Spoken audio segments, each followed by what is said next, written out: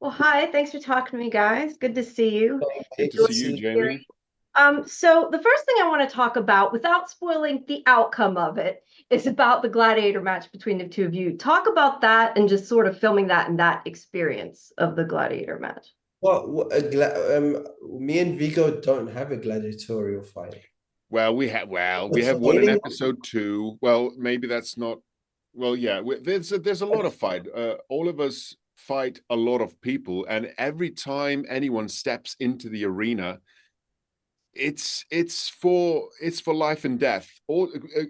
You're also referencing to we have fights both in the arena, we have fights in the Colosseum, and we also have fights in the gladiator school where we have wooden swords. And in the show, you see, even though it's a practice run or a rehearsal, there are stakes. You are fighting for your reputation, and your reputation can mean your life. So at any given time in any fight, you're always fighting till the death in a way.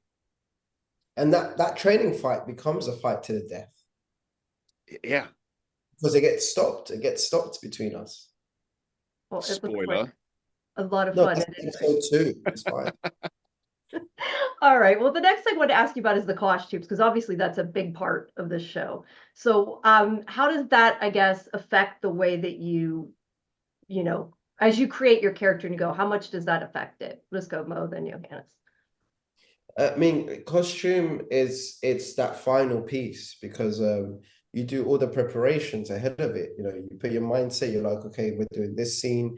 This is the type of place that we're going to be in. So your mind's already there. So the final piece is kind of like as if when Bruce Wayne puts on that Batman suit. The moment he puts that on, he becomes Batman. So when you get into that, your trailer, for example, and you put in that suit and you're lacing those boots, and then you're like, I am Kwame. It's that final piece to get you in that mindset.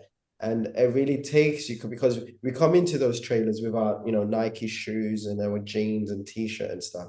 And then you go into this piece, which is basically just like I mean, depending on the scene, if we're in prison, it's a small cloth that we're wearing with nothing else. And if it's a gladiatorial scene, we're wearing like, these leather straps and this gear, and we have our swords.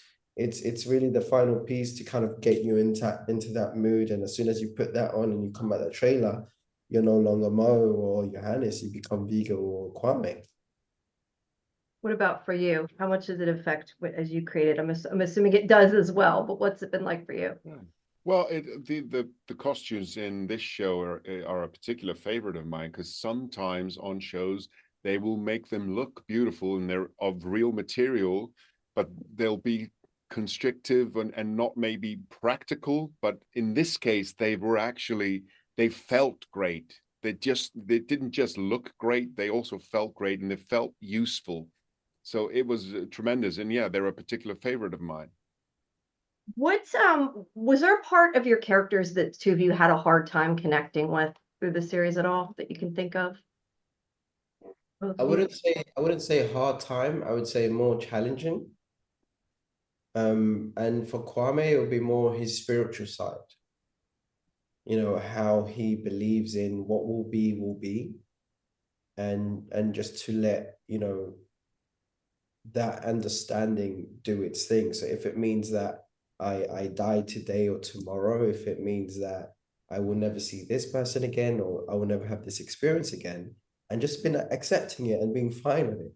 And Vigo is a very important part in his friendship where he makes him understand that you can also have control of this. You know, yeah. What about you? Was there any part you had trouble? Well, I really connected with the part of him being a father and a husband. But what was challenging was living in the reality of death being imminent.